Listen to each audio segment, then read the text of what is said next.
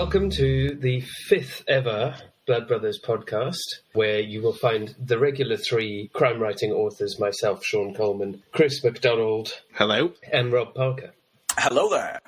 And today we're joined in the guest author seat by Matthew Ross, who is one of our Red Dog authors. Hi. Good afternoon. Hi. Good afternoon. Very good to have you, Matt. Welcome. Matt or Matthew? I'm easy. I don't mind. Whatever's good for you. I'll answer to anything. This is what we heard. So, Matthew, your book, Death of a Painter, is coming out with us at Red Dog at the end of the month, on the 27th of April.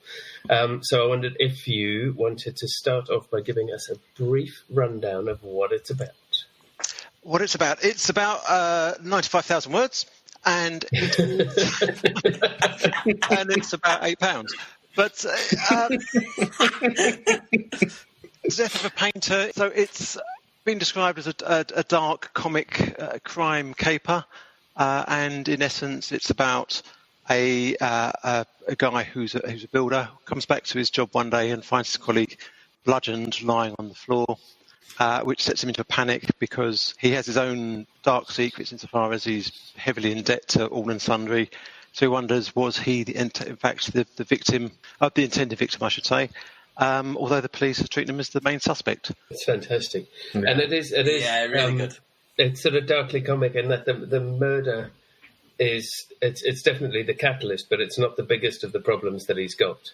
No. So it's not a whodunit in the traditional sense, although he is trying to figure out what the hell happened and whether they were coming for him. But it's this it's like this comedy of errors that continues. So this poor guy is sort of shoved from pillar to post as he's Escalates. at every turn. Some other nonsense occurs to him that stops him getting to the truth. It's fantastic. I love it, obviously. Yeah. Otherwise we wouldn't be publishing it. Chris, you've read it? I have. I read it very quickly because I just needed to know what happened. I loved it. Thought it was great. I like the story's obviously brilliant, but the characters for me really leapt off the page. I think they're so well crafted. Thank you. Yeah, Which is great because it's a returning cast of characters. Yes, that's my intention. Yeah. Our main character, Mark Pointer, is going to feature in all of them, but he's got a ragtag bunch of sort of hangers-on, gossips and other scallywags that mostly hinder, but sometimes inadvertently help him. Yes. And they feature in the rest of the series as we go. very cool. That's great to hear because they were so keenly drawn. I'm at confession time. I am about exactly halfway through at this point, and I'd cleared out my schedule for this morning, and my kids were so inconsiderate that they decided to cause a mighty uproar. So, but no, it's, as you say, it's great. I wanted to ask initially whether, because obviously you mentioned it, dark humour, it's darkly comic, where the humour came entirely naturally to you during the writing process, Matt. But the way you introduce yourself, I kind of imagine it did. It does come naturally to you.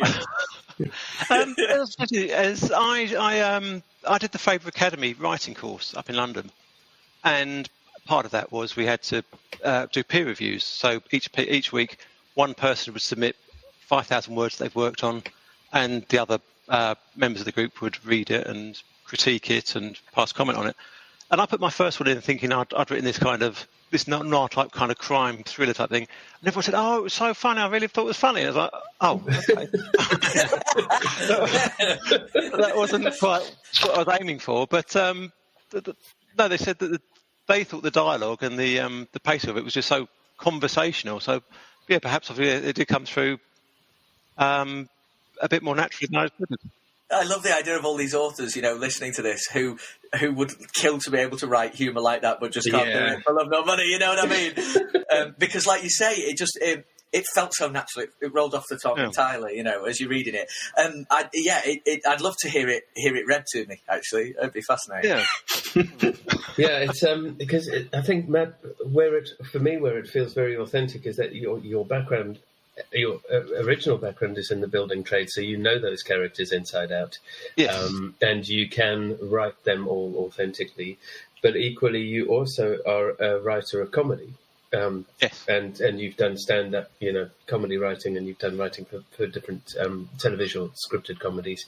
So there's, that you've got both of those sort of sides, which Yeah, I For guess me, I think it's fascinating. it's kind of gradually, I suppose, found its way in, hasn't it? And become absorbed. So you were an electrician? No. I was a small builder. He's got bigger now.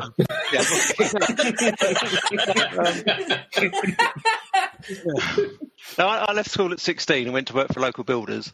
Was taken on in the office and sort of trained up that way. And so I was sort of doing little small jobs, small domestic repairs and leaky taps and things like that, which over the years I've sort of moved up and through, and I'm sort of up to £1 billion railway infrastructure and stuff like that. And the character originally began as a builder, but as it progressed, I quite like the idea of an electrician, because builders, I didn't want them to be rooted in the same spot, because I was thinking, if I could get legs out of this and move it on, it's not going to be stuck like a policeman's always stuck in the same police station, or a detective's always in the same neighbourhood. So he could be working in a hospital, or he could be working in a sort of rundown block of flats, so he could be working in a millionaire's apartment, or he could be working in the City of London, or he could be working in a casino in Dubai, or anywhere in the world. And I quite like something like the Shetland series by Anne Cleeves, which is a favourite of mine, is you have this little core contingent of the same 4 or 5 characters that stay true in every single book. So for the fans, the readers who follow it, such as me, you can sort of chart their progression gradually and glacially as it moves on through the series, but any reader can dive in at any point. And the location's almost a character in its own right, so you have that, but then you have all the peripherals around the outside that fit in, and that's why I quite like the idea of having a builder, because he'd be with his little gang, but they, as I say, they could be on one big job one week, another big. And then I thought, well, if I could perhaps make it even more fluid than that, which is why I went to become an electrician, because an electrician could be even more fleeting. They could have just half a day fitting an outside lamp on somebody's house and look through the window and see something, for instance. Or they could spend 6 months wiring up a hospital, for instance. Or they could be, as I say, for 3 weeks doing somebody's office building. So they're a lot more fluid and moving around and a lot more. And also, they would also see, I think, a lot more people, whereas a builder would be a bit more tight within his confines. The electrician would work for this builder, they'd work for that builder, they'd work for this builder, they'd work for this business, this homeowner, and it just was a lot more fluidity and a lot more movement. That would keep it changing all the time, wouldn't it? Well, exactly, yeah. Because I'm also quite a big fan of Lee Child and the Jack Reacher series. And the real selling point for me of that is the fact that that character is just so fluid that he just walks around. So in one book, he can be in the middle of Manhattan, in Wall Street, and the following week he could be out in the middle of the sticks in deepest, darkest Alabama somewhere. And the interesting thing is that you've created a character who's perfectly capable of doing that quite logically within their job, whereas Jack Reacher, you're just like, really? This is where he is now? Wandering around with no income. Again. But there was that wonderful moment in the book where, and I don't think this is a spoiler at all, so please tell me if it is that we can get rid. But when Mark, out of the goodness of his heart, takes on the deceased gentleman's jobs, and he's got a list of these jobs, hasn't he? And that opens up the door to all sorts of different encounters, chance encounters and meetings, etc. And that lets your cast of characters, I thought it was a masterstroke to allow the cast of characters to expand like that, in a very, very, it didn't feel like, it was like awesome, what's it, we always want to show, not tell, isn't it? And it was awesome showing, not telling. Is what I'm trying to say. Oh, thank you. Right. Okay. I think even, sort of building on what you just said, when they go to the pub and they're just kind of, he sees someone across the bar or whatever, those scenes are so, they build on something, but equally they're just fun to read, and they introduce these characters that will have some sort of hand. I just thought, even the bits where it's not the high action bits were really, really nice to read. Yeah. The deceased's mother-in-law is a particular favourite. Incredible, yeah. Granny Ballesteros. There's got to be Red Dog T-shirts there, doesn't there? Yeah, I'm telling you. There has to be. Interestingly, when we were negotiating Matthew's contract, he was like, what about any lines that come from the book that are going to be used on T-shirts? And we were like, God, we don't do that kind of stuff. What are you talking about? No, we're like, ooh. Maybe we should have shafted him in the contract for this. Too late now. Well, could I ask a question that I feel like I could ask, but you guys perhaps couldn't? And that was what was it like to approach Red Dog? It was hard work. Yeah, partly. It was. To get the feedback was absolutely astonishing. I can remember getting Sean's email from my inquiry letter. I was in a motorway service station. We'd been away for half term, driving back, and we were in a York service station. And I just got the email while I was queuing up to buy the kids some food, and I kind of was a bit bowled over. I showed it to the wife, like a little jig in this queue for KFC. Oh, that's so amazing! I love hearing that moment of people's stories to publication. I really love that bit. Because it's been a bit of a difficult birth, I should say. I think because maybe the market's turning and it's the right time for it now. I don't know. It's been a lot of Scandi noir and twisty psycho thrillers, hasn't it? For a long time. Yeah, I think, when we talked, Matt, you said you'd approached a number of people and either agents or other publishers, and there'd been a sort of constant, well, we need a girl who, or somebody on a train, or it's sort of just trying to find that what's in the zeitgeist. And actually, I guess where we sit, because we're indie, is you read a book and you go, bloody hell, this is brilliant. I love it. I love reading it.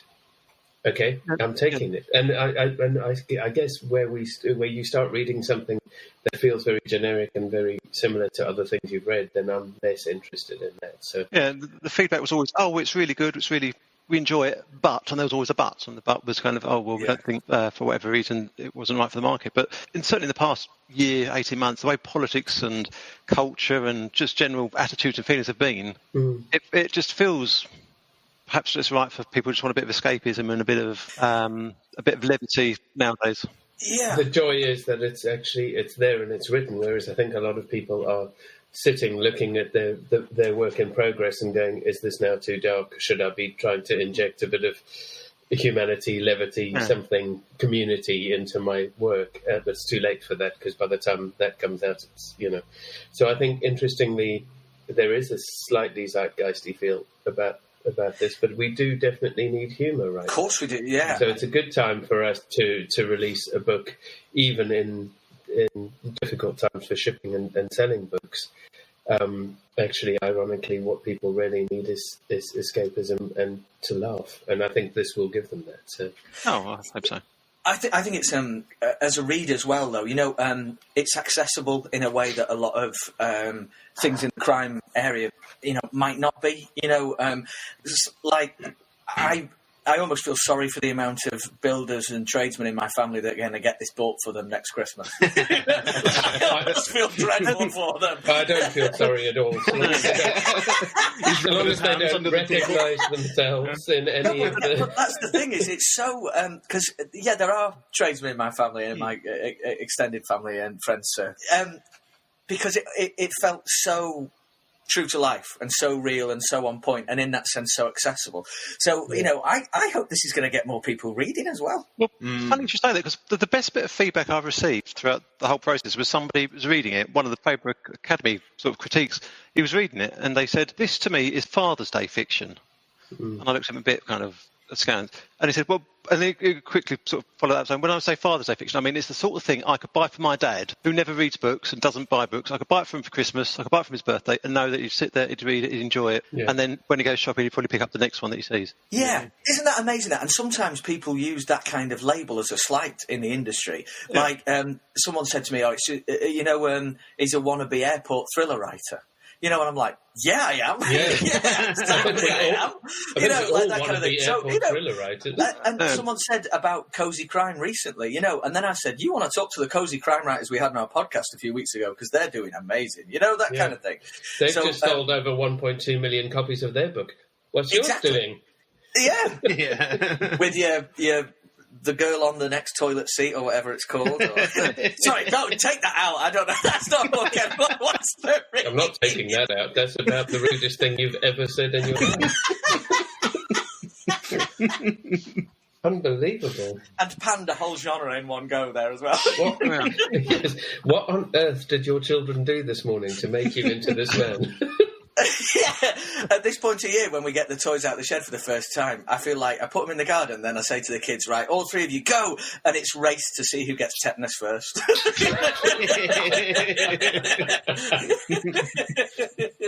Shall I ask a question from Twitter? Please do, Chris. So, Matt. Oh, okay. Plotter or pantster? No, I'm very much a plotter, I'm afraid. When I wrote the first one, this Death of a Painter, I'd never written a book before, so I didn't know how to do it. So I sort of did lots of sketches and maps, and this guy's connected to that guy, connected to this guy, and all over like a big spider's web, and which was very sort of confusing to anybody. It made sense to me, but if anybody looked at it, couldn't make head or tail of it. But and then I worked out a plan and stayed largely very true to that as well. That scares me, the whole idea of just sort of doing it as you go along. Yeah. Also, what I did find doing the first one as well was I had time off work for it, because for many years I've been working as a self-employed freelancer, and when I was about halfway through it, and I was sort of getting that kind of halfway through, is it worth it kind of blues, that my contract came to an end. And then I was offered a 6-month short-term contract somewhere else, but they could only do me 3 days a week. I thought, no, this is my chance to make a go at it. So I was working 3 days a week, and I had 2 days off, and I was thinking, well, my income's now dropped by 40%, effectively. So I've got to make it work. This is it. So I can't just sit and noodle about or just watch TV or something like that. So thinking I'm actually doing this now, this is costing me money to sit here and do it, made a lot more focused and a lot more, needing to have a route map saying, today I'm going to go from this point to this point, this point to this point. And it's really interesting. Interesting. Yeah, I knew one scene would start at this point and it would finish at that point, but how they connect was part of the process. Yeah. And when did you write it, Matt? When did I write the first book? Yeah. It was during the Faber Academy course. So I signed up for that in, I think it was about September, October 2016. And it's a 6-month course. So by March, when we all passed out of it, I'd got the first draft more or less there. And then I spent the summer honing it, refining it, adding some bits in, taking some bits out, and then sent it off to I'd found a professional editor who then gave it a professional tidy up and polish. So by Christmas 2017, I think it was finished. So. And then, so 2 years, it'll be 2 years, sort of 4 months, won't it? No, 3 years. Is it 2 years? Yeah, 2 years, 4 months. Maths with Rob. Yeah. Yes, not good. It's like 2018, words guy, not numbers guy. Homeschooling working out for you. Yeah, so by Christmas 2017 you finished, you submitted to us in late 2019. Yeah. So were you sitting on it for a while, or were you actively going out and trying and sending it to people? I was sort of trying sending it to agents, and then I'd get a bit dispirited by sort of the feedback, and then I'd sort of sit on it for a little while. But all the while I was working on the second one, I'd almost sort of treating that as my sort of my training shoes, if you like, my training wheels. And I'd work on the second one. With the view that the second one will be the one that wins it, and then I can then offer the first one as a package. Turns out the first one won it. I think we've all got those, like. So this is your first novel, isn't it, Matt? Yes. Because I knew it was your debut. I just didn't know. Yeah. Is there another Matthew Ross novel in a drawer somewhere that may never see the light of day, or? There's lots of unfinished ones. I think we can all attest and put our hands up and say there's that kind of stuff going on. Erotica was not my thing. So the second one in this series is finished, but I'm now in the process of just fine-tuning that, making sure the consistencies flow, so the names flow and people flow and that kind of thing. And I'm also debating whether to give it a coronavirus uplift. Oh, I don't know. Is that an uplift? Well, what's a word choice? But again, because as I said, I was trying to sort of build this this series whereby anyone can jump in and out at any point, but for people who follow it from start all the way through, that they see a gradual evolution of the characters. And as I think of it, you've got Mark and his friends who are builders, who have all affected. They're certainly not working at the moment. Perry, she's a nurse, so she'd be certainly working and affected by it. Uncle Bern is a expat living in Spain, so he'll be in lockdown in a foreign country. So he's a brilliant character, Uncle Bern. So he's a brilliant character. Yeah. We all know an Uncle Bern. Yeah, some of us too closely. What else have we got from Twitter, Chris? What else have we got? Dan Stubbings would like to know, and if you could kill one of us, who would you pick and why? One of us, as in one of us three? Yeah, one of us three. Rob's nearly spitting his Guinness. Yeah, I feel this is the point where we can put forth our arguments. Yeah, Chris has already read your book. I'm your publisher. I've read your book. Rob's read half and then watched Captain Black. Let's solve that one, isn't it? I'll volunteer myself for See it. you, Rob. The pigs up the road are looking ready, so... It's all right. They've still got Disney Plus, which Blackbeard's Ghost is on. They'll be fine without me.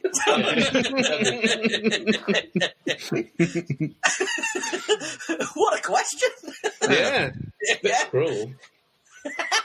but easily answered. So Yeah. Well, no, we didn't let Matt answer. Make him say it. his internet suddenly gone off. Where is It's okay. Matt? I've offered myself as sacrifice here. Oh, bless you. Took one for the team. There was one from Steve, wasn't there? There was, yes, it was. What crimes have you committed and aided and abetted in? What? What crimes have you committed or aided and abetted in? Oh, like Is this just for Matt, or is this for... It's for all of You us. can answer if you want. I wasn't volunteering. I didn't know whether I felt like I had to say something. You're dying after this anyway, so we're fine. Yeah, it's all right. Say what you want. This is my last confession. Oh no, crimes against fashion possibly, but The easy to admit crimes against fashion. I don't know though. We saw your you at 20 photo, and you look very I was- dashing. yeah, I And wish your I'd known at the time. I'd have been, Your shirt's cool today as well. I think Oh, you I'm don't have Tiger to worry King about today. Yeah, I'm Tiger King. Oh God! Now we really could go on to crimes there, couldn't we? When we had a little discussion offline about this, and Chris sent me the question, and he said, "I think you best sit this one out, Sean." Which I think is correct. I Yeah, will. your I past shall. has been hinted at, so I shall sit this out. we all want our books published still, so... What about you guys? Rob, you're looking particularly shifty currently. I haven't done anything. Ever. People at home can't see the eyebrow that I've just raised. or the sweat pulling down your No, I brow. mean, I've been, we've all been in pubs younger than we should be, and all that kind of stuff. That's probably the extent of my, master crime network. But I seem to remember. Have you not sold spliff to grannies? No, I've not done anything. Why like would that. you not do that? Much more lucrative than a paper round. No. I've not. Honestly, I can't think of anything off the top of my head. But now you come to mention it. No. I think that will be for when we're offline. No. Chris, I can imagine you as a master criminal. It's always the innocent-looking ones that... Yeah, but the best way to get away with it is never to voice it. Yeah. He said in the deepest Northern Irish accent. We just don't talk about it. I'm a respectable teacher, aren't I? Can't do anything naughty. It's supposed to be. No, It's supposed to be. Yes, you were supposed to declare that when you signed up to be a teacher. Weren't you? Yeah. All the naughty things you'd done. Yeah. The old, dirty DBS. But didn't you tell me? Mine just come back totally clean, so I can't say a word on here. Yeah, good. It took me There you long go. enough to get it. So Didn't you say, Chris, that you found a tenner once and didn't hand it in? Yeah, that's probably my biggest thing. And that was probably about 17 years ago, and I still think that was a bit naughty. Or when you were 5? 5 and a metalhead. Yeah, I came down this escalator, and it was the tenner was just at the bottom. I was like, oh, man. And I thought, someone's going to see it before me or whatever, and they didn't. They all walked past it, and I thought, right. Bent down, picked it up, shoved it in my pocket, shady. Thought, what can I do with it? Went to HMV and bought And Justice for All, the Metallic album. Oh, yes. Incredible. Did you run once you put it in your pocket? Did you feel really naughty? I felt like my trousers were suddenly invisible and everyone was looking at me. I was like, Oh, God. And What is So, this yeah. magic money? Why did it make you naked? well, just the bottom half. The good bit. And then I went to HMV, which was a few doors up, and got it. Good. I dropped out of sixth form on a Friday afternoon to go to the pub over the road. That's not illegal. Well, isn't it? Not at sixth form college. Not when you were at sixth form college, because it wasn't obligatory to be in school after 16. Oh. Oh, well, forget that then. There's always loopholes. I mean, it was illegal to be in the pub, but... Yeah. I think I was 16, 17 at the time. What else have we got from Twitter, Chris? The last one is from Sarah, which said, "How, Matt, are you finding life at Red Dog?" Which, I mean, can't really say the whole truth, can you, here? I mean, I can go and get a beer and you go... I can edit this episode. I've got to be honest, I'm having a great time, to be perfectly honest. I think I'm in really safe hands. And the work that Sean's been doing for me and with me has been absolutely amazing. The cover design, everyone has been so positive about the cover design. It's all entirely down to Sean. And also, I've had the worst kind of imposter syndrome, I think, imaginable. Thinking, what's going on? Welcome to the club. Yeah. And yeah, Sean's sort of been holding my hand through that, saying that's perfectly natural. The editing phase, Sean again was great on that. It's all everything. I couldn't have wanted better, really, to be perfectly honest. And even when the launch was coming up, I think I was thinking, and I was given the date, I was thinking, there's going to be some big summer sort of juggernauts coming out. Then, I mean, like Richard Osman, for instance, he's got this big multi-million-pound book coming out. I think, oh great, I'm going to be trampled under that one. But then, of course, we instead we have the global pandemic instead. I think, oh, great, okay. But then, and then Sean's been completely positive about that and totally turned my frown upside down, as I say.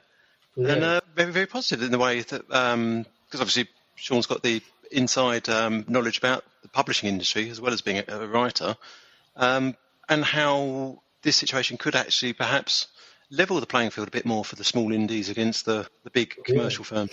Yeah. Well, those of us who are flying smaller and flying a bit lower under the radar are still able to carry on working, whereas, some of the bigger companies have had to furlough everybody, put everything on hold, and they're not willing to do those. We talked before, Matt, about, the sort of the Riverside champagne launches and everything else, and, we couldn't afford it, but then nobody else is committing to those now anyway. So all of those books that were on journalists' radars have just been taken off because nobody's going to commit the money. And so you go, well, what is still coming out? Small things, our things. And all the big all the big billboards at Waterloo Station and all that kind of thing are all pointless because there's nobody there, is there? Yeah, the amount of authors that I've spoken to in the last 2 or 3 weeks whose books have either just been cancelled or pushed back months and months and months. Yeah, there's so many of them, So in a lot of ways, I think coming out now is probably a really good time, to come out with this kind of, because people are still reading, and actually they're reading more than ever.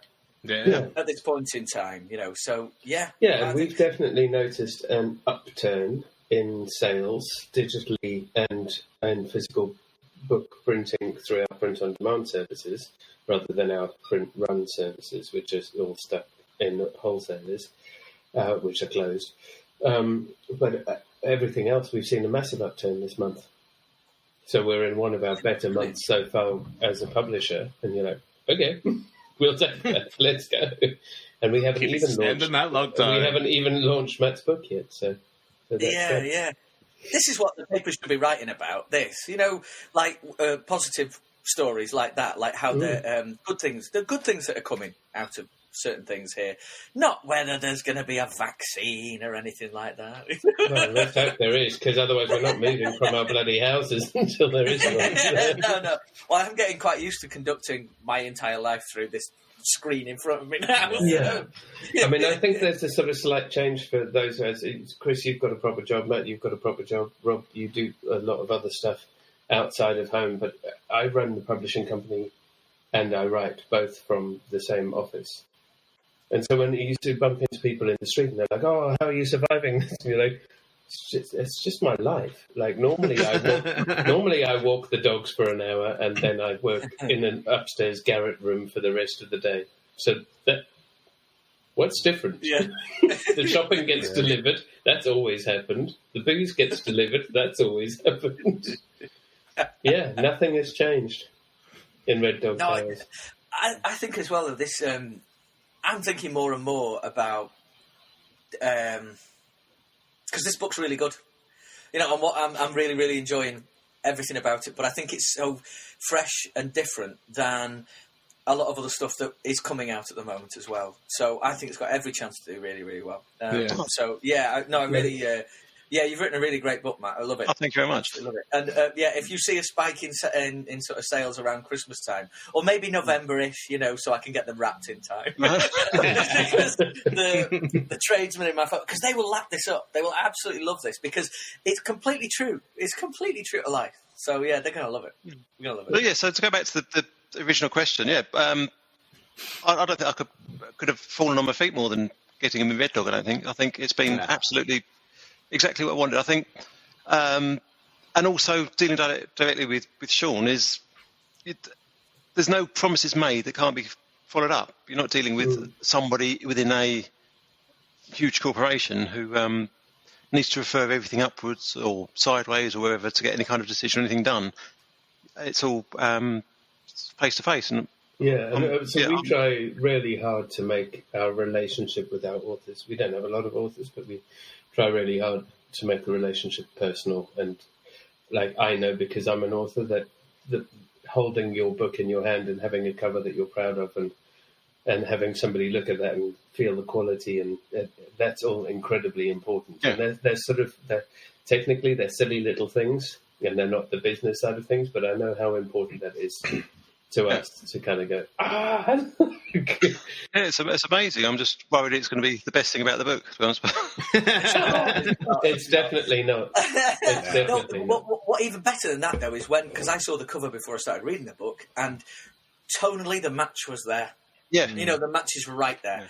Yeah. And so it's not like one of those where you're looking at the cover of the book halfway through going, hang on a minute. That kind of thing. It's not like that at all. It's like... Best read on Kindle. It really, really works. Definitely really works. Can I ask a question? Would that be all right? Have we run out of Twitter questions? Well, you can. Yeah, no more Twitter questions. Thank you. What else? So we've got Mark Pointer.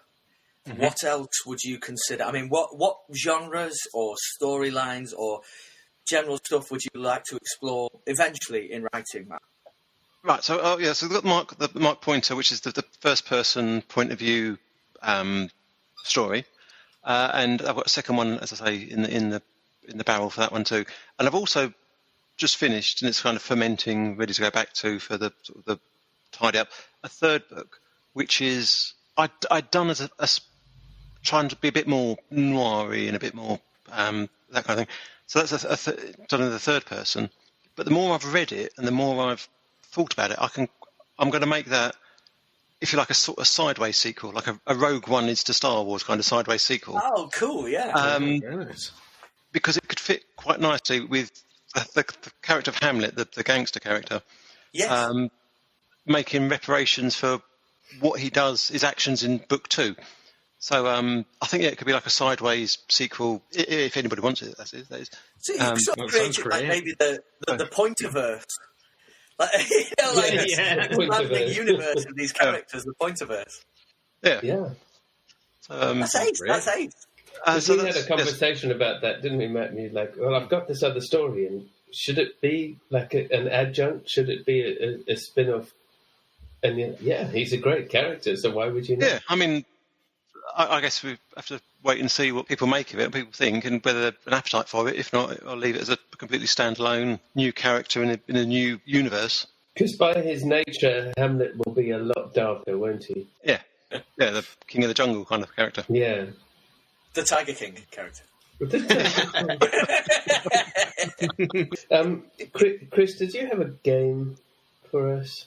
I did. So I thought I've got 8 definitions. I'm going to do Matt, if you don't mind, Sean versus Rob, because I don't think they'll know, whereas I think you will know, and it'll be funnier hearing them guess ridiculous words. Well, could Matt do the answers then? You know, if you ask the questions, can we see if Matt knows the answers? Yes, that's a really good idea, actually. Yeah, and then if it's wrong, because I can't hammer a hammer or put a shelf up or anything, so I'm useless.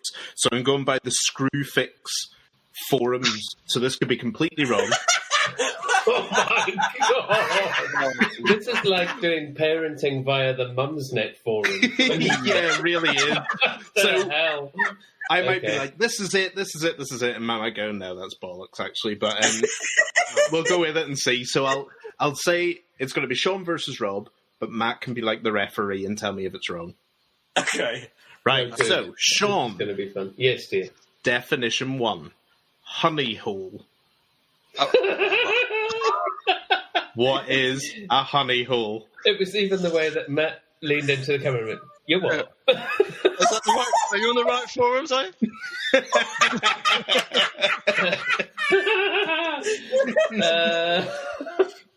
Well, I've used the term before, but I don't think it was in a tradesman. That's not a euphemism for the tradesman's entrance, is it? I mean...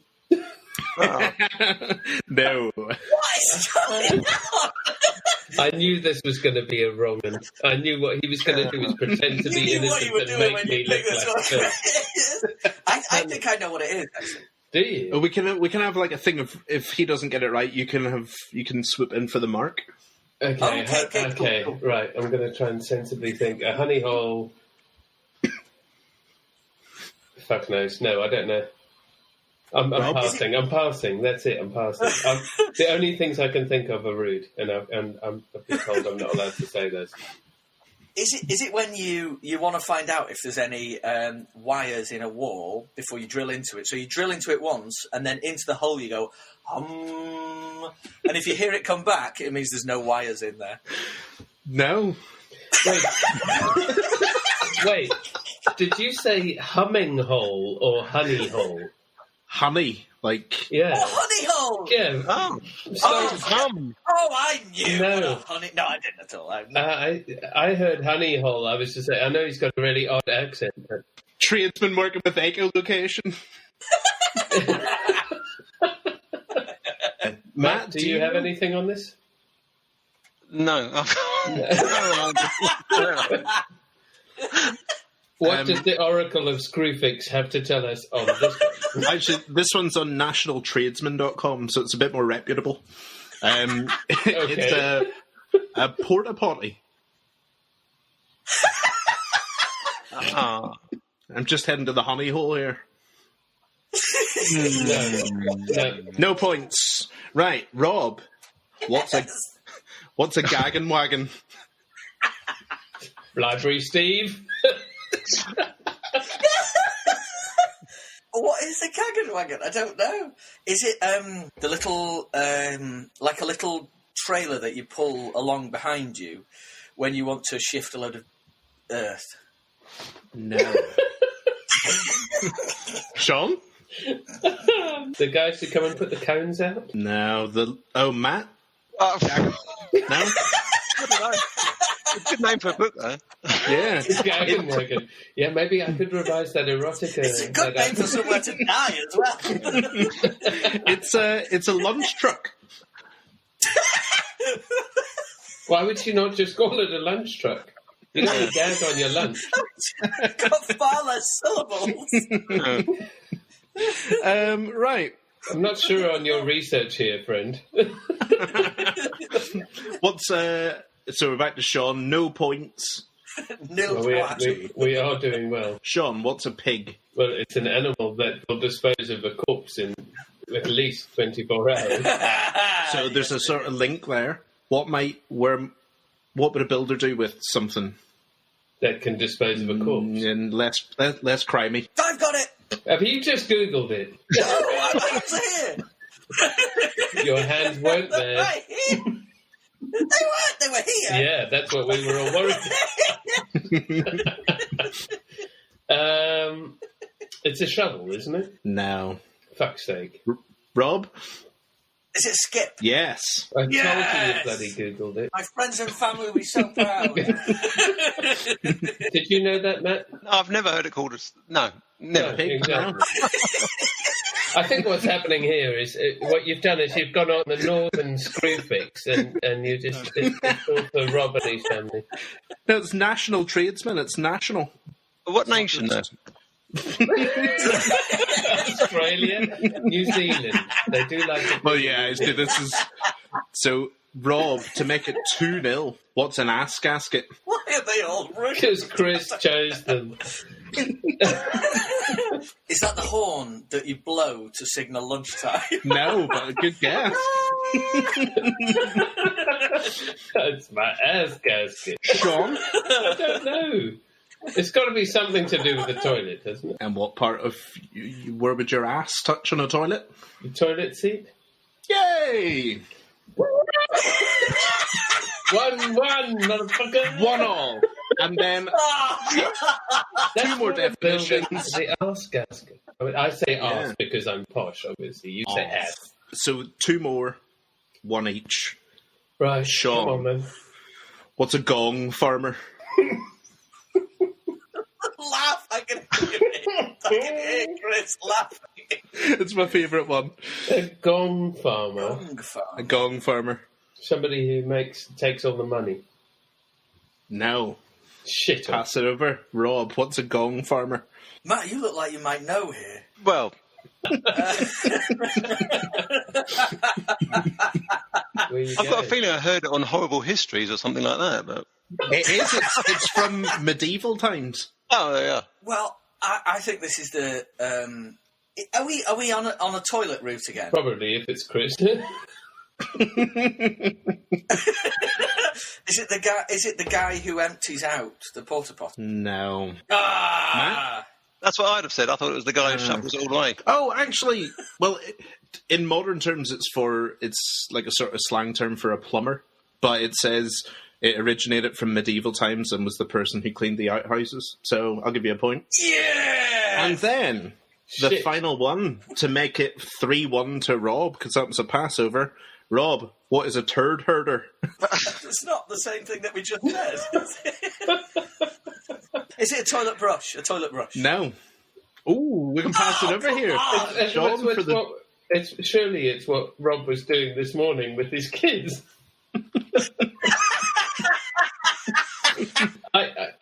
The only turd herder I know is somebody who has to deal with truculent people. So, I don't think that's the building term, but that's the urban dictionary term, a turd herder. Usually a producer of film and television. No, apparently it is a, derogatory term for a plumber. It's just a turd herder. Well, Rob, well done. You take the win, 2-1. Well, Thank you very much. your Thank you. family background has clearly stood you in good stead. Are you ready for 1-star superstar? Oh, Christ, yes. Oh yeah. This is like yeah. Have you told Matt what 1-star superstar? is? So we do these sort of regular features. We say regular. This is the 5th episode, Matt. So you can barely call it regular, and they're hardly features. But because everybody goes on about their first 1-star review, and so Chris tends to trawl either Goodreads or Amazon and finds 1-star reviews of famous books with famous authors, and then reads us the 1-star review, and we have to guess whose book it is. Oh, right, okay, yeah. I bet there. This is a recent one, I think, out last year. Massive book. I quite like that, actually. But so 1 star. Stephen Fry has not read this book. I don't normally write reviews, but on this occasion I felt so annoyed at being conned out of my fiver by the book industry moguls that I simply had to have my say. I succumbed to the hype and purchased this book, only to end up painfully, almost literally, disappointed. Don't know why. It's literally. I live for criticism like this. Yeah. Almost literally disappointed. Like many of the other poor reviews I read on Amazon, and mercifully there are enough of them to support this opinion, this book is an example of... Pardon? Why did he buy it? Yeah, exactly. for a £5 as well. This is. This book is an example of how anything can make millions if it's marketed well enough. But it's so unfair to some of the talented writers out there struggling to get a look in. Plot? Ridiculous. Knowledge of psychotherapy? Verging on dangerous. Writing style? Cringeworthy, stilted, over-explanatory.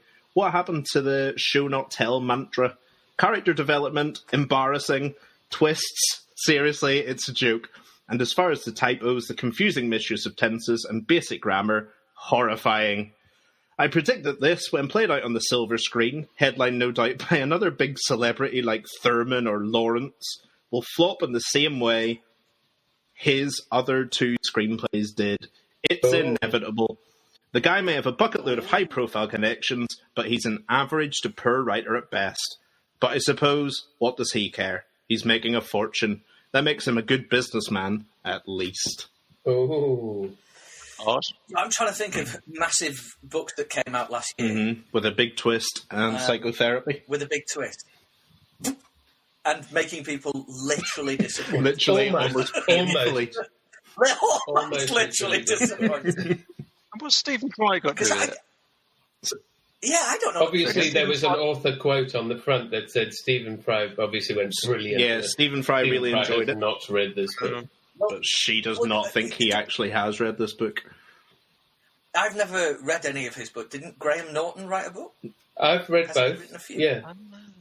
Yeah. And is this? I have no idea, but like, is this Graham Norton? No, they're both really No, good. all right, well, there you go. And there's nothing to do with psychotherapy. Right. I was only going off, Yes, down the gay mafia route. Graham Norton wrote it. Stephen Fry must like it. No. It's not where we were going at all. Sorry, Rob. I was trying to think of show busy people who write books. I don't know that it is a show busy person. No, it's not.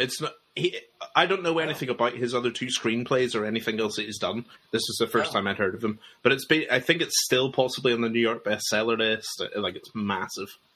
Is it The Silent Patient, Alex McAleedy? Is it? It is. What the class? Yes. How did you get that? I've not read it.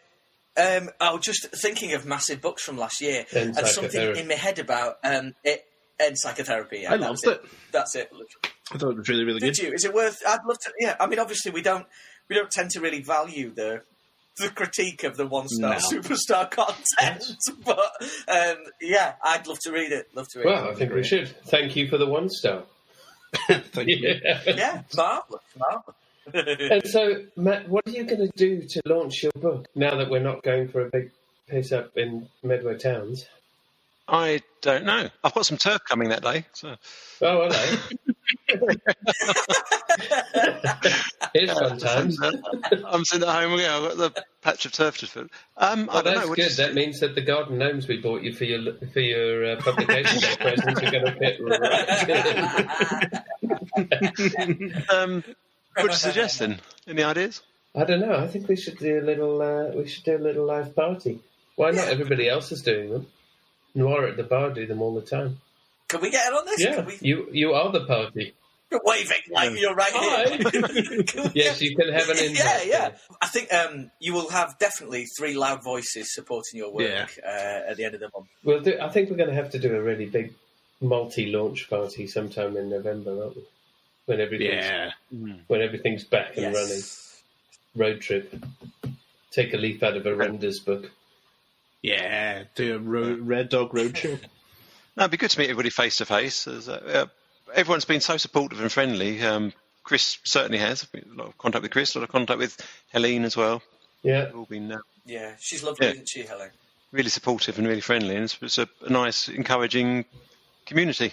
It's going to be grand. It would be much fun. It would be much more fun if we could do an event like we did for Chris's one pre-lockdown. But which just means that all the events after Corona are going to be that much better. Yeah, all of that. What are we all reading at the minute? Oh, I'll be like, you sound like you're not allowed to say, Rob. I just remembered what it was, and it's some book called. What am I reading? So I shouted about it like I had some exciting to say, and I'm like, oh, yeah, no, it's The dinosaur who pooped a planet. Yeah. Sean, what are you on to? I'm back to reading submissions, interestingly enough, as is my wont. When the free time arrives, that's what I'm doing. I'm still wading through my multi-universe theory textbooks, but I'm now on the hidden reality, which is a bit heavier. It's a bit heavier of a tome. So, yeah. So I use my submissions as light relief. No! Rubbish! What are you reading, Chris? We Begin at the End by Chris Whitaker. Oh. Which... how is it? You know people that say, like, I really took my time with this book because I really wanted to, like, feel it. I've never had that with a book where I've always just, like, rushed through it, wanting to get to the end. This one, I need, like, silence to read it. So I'm really taking my time with it. It is beautiful. Oh, wow. Yeah, And Chris is coming on here. He is, end of May. So, God, I cannot wait. I've got so many questions. Well, and I'm really worried that I'm going to come across like a fanboy for him because it's so, like, I love it, it's beautiful. I'm more worried you're going to do that with Mike Craven.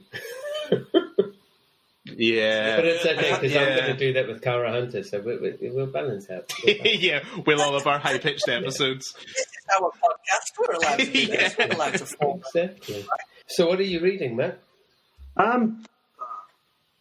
To be quite honest, I'm finding it quite difficult to... I don't know, maybe this is a situation, I'm finding it difficult to sort of read and focus, because normally I like crime and things, but at the moment, just a bit of a light relief, I've started reading Elton John. Elton John, which, because we watched Rocket Man the other night, so I'm reading that, and it's quite spicy. Was not expecting that after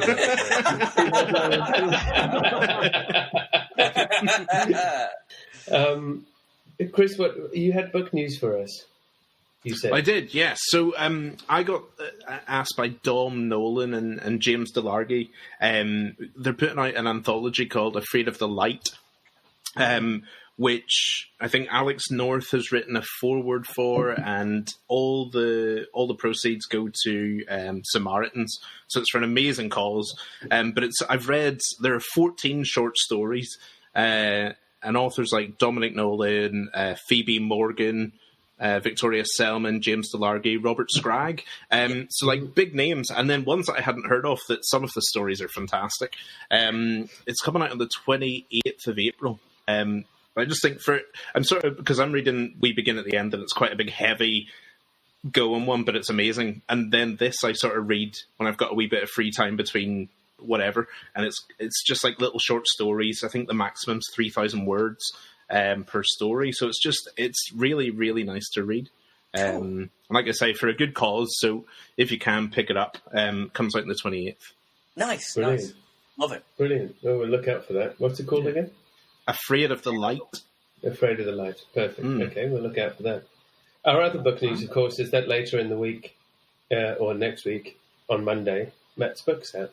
Definitely. Hey. Available to buy directly from us, hand-wrapped, available to buy from Amazon and any bookshops that find themselves open or delivering online. The hardback's stunning of it. Like Matt sent me a picture, and it just looks beautiful. Yeah. Did you see? So with your one, your hardbacks came out before we were able to do the. So you've got the jacket, and then you've got the good stuff underneath. Yeah. So your case laminate is also still. So you can take the jacket off and keep it all secret and safe. Yeah. Gentlemen, lovely to speak to you all. Matt, thank you so much for joining us. So thank you. All of your time. Yeah, great to meet you, Matt. Yeah, you too. Be nice to do it all in real life soon, I hope. Yeah. Perhaps you could take us to one of those pubs that the gang get to in Death of a Painter. Yeah, I'm up for that. Well, yes. Now we've edited slightly to make sure nobody gets offended. We can go to any of those pubs. What I was concerned about, everything I should stress is fictional. Yes. So the number of people I've said, "Oh, is that me or is that so and so?" It's like no, it's not. I really love that idea of somebody recognising a really slightly shitty behaving character and going, Well, is that based on me? Yeah. Well, if you recognise yourself Uncle Ben, then... Well, Matt and I were having this discussion the other day, and I said in my second book, they go to this Italian in Marple, the town that I live in, and I love that Italian. But in the book, Erica doesn't. The service is really slow, and it's not very good. And I had the original name, and then I thought, it's not representative, and I don't want to be barred from it. So I've changed it to like a little different name. But I thought, like, because some of the bars in the first one, like beer traders and stuff, and Foraging, which I think you thought was a joke at the start, but it's the actual name. The worst joke name of a pub that's ever. Oh, it's real. He goes, yeah, it's real. You're like, that doesn't mean it's good. It's real, and I used to have an Indian takeaway called Spice Grills. Didn't mean it was good. With a Z. Just what it was. So yeah, I changed the name because I like their pizza. I began with real names. I thought I'd do Ian Rankin and have real names, but then so I had to go through and change all the names and blur it a little bit to make it less recognisable, just in case. Yeah. It's always slightly safer. The Cuckoo Wood is set in a mix of two towns, so because the people in it aren't very nice, and you don't want to kind of go offending an entire. But as I said to you, Matt, the district council and the Lake District are like, yeah, cool, come on, let's do a walking tour of these freakishly religious weirdos. Yeah. They actually... Have you read the book? They wanted you to do that? Yeah. Very cool. A proper a Cuckoo Wood walking tour. Where's it set? You're like, I don't know, I Google Earthed it. I mean... So the lake where the stuff happens, is it... Do you have a real place in mind for that one? Yeah. Yeah, through like a nice wood. Well, not a nice wood, but a wood. Through a scary wood. Yeah. No, through a wood, and there's sort of two entrances to it, one from the church. And so I've taken two towns and then just taken out the fields in between and squashed them, two villages and squashed them together. Man. But that's the same as what the Cheringham boys did. I know exactly where that's set, but they've had to reroute the Thames in order around book 15 for it to make sense that something had washed that way down the river. I think when you've got the 15 books, you can do whatever you want. You can reroute the Thames, no problem.